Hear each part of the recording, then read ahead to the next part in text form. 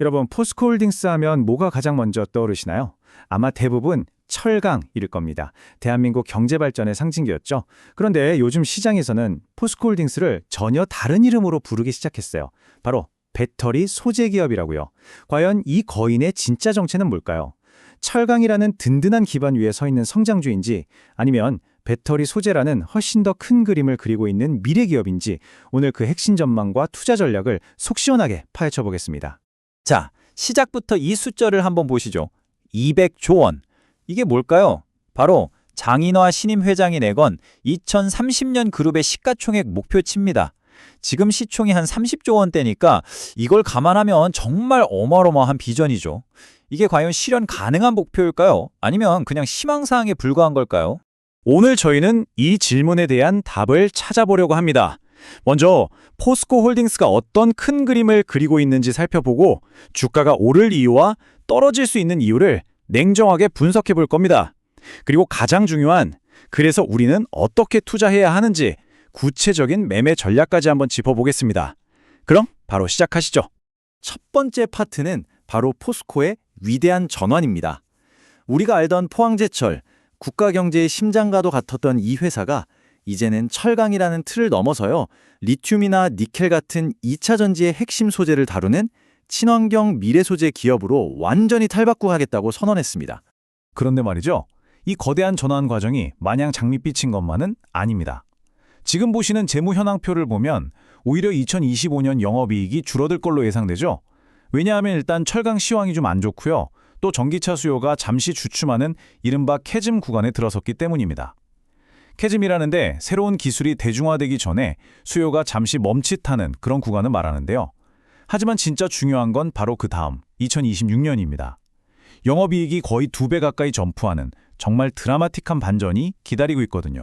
네, 바로 이 지점이 이번 분석의 핵심입니다.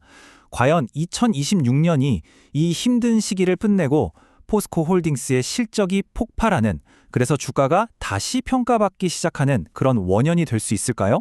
먼저 긍정적인 시나리오부터 한번 살펴보겠습니다. 포스코의 미래를 아주 밝게 보는 투자자들은요, 몇 가지 아주 강력한 성장 엔진이 있다고 믿고 있습니다. 긍정론의 핵심 근거는 크게 4가지로 볼 수 있습니다. 첫째, 드디어 2026년부터 아르헨티나 리튬 사업에서 돈을 벌기 시작한다는 거.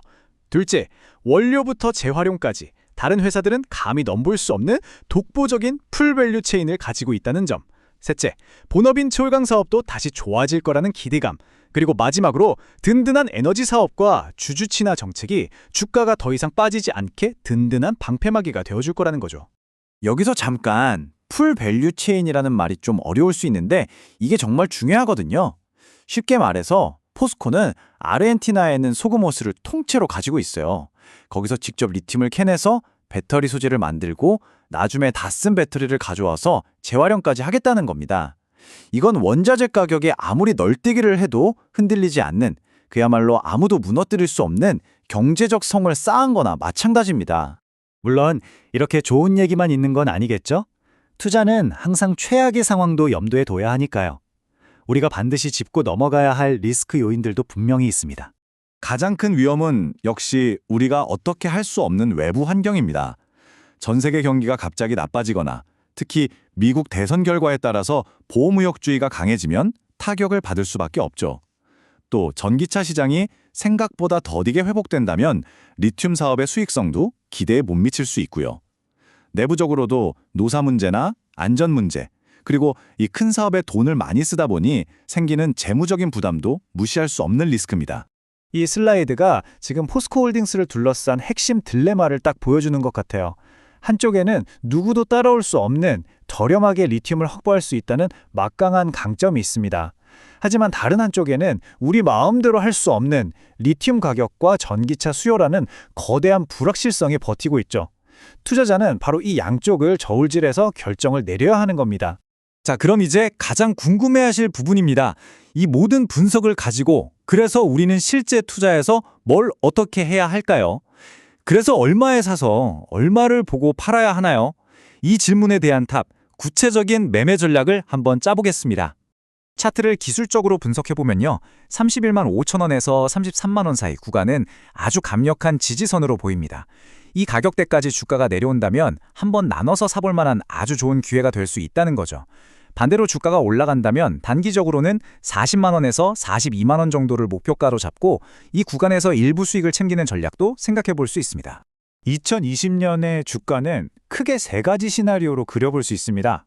만약에 경기가 아주 안 좋아지는 최악의 경우에는 27만 원대까지도 밀릴 수 있지만 그냥 지금처럼만 흘러가도 43만 원 수준은 기대해 볼 수 있습니다.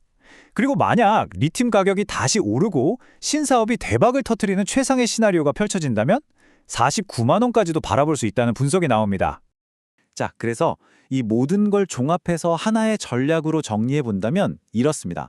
일단 33만 원 아래에서는 리스크를 관리하면서 분할해서 사 모으는 전략을 취하고요. 주가가 반등해서 40만 원 근처까지 오면 일단 일부 수익을 실현하면서 시장 상황에 유연하게 대응하는 것. 이게 현재로서는 가장 합리적인 전략으로 보입니다. 자, 이제 마지막 퍼즐을 맞출 시간입니다.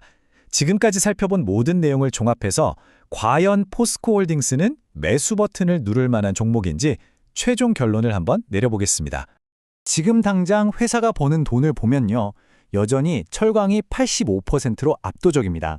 그룹의 현금을 책임지는 이른바 캐시카우죠. 하지만 시장의 모든 관심은 어디에 쏠려 있을까요? 바로 저 5%밖에 안 되는 배터리 소재 사업입니다. 왜냐하면 바로 이 작은 조각이 포스코홀딩스의 미래 가치를 완전히 바꿔놓을 열쇠이기 때문이죠.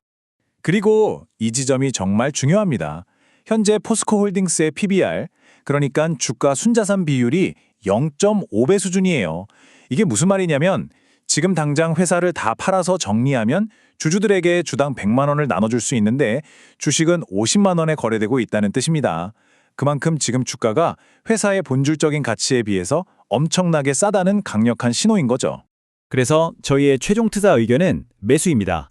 물론 단기적으로 주가가 흔들릴 수는 있겠지만 2020년은 리튬 사업의 실적이 본격적으로 찍히기 시작하는 이 회사의 운명을 바꿀 아주 중요한 변곡점이 될 거라고 판단하기 때문입니다.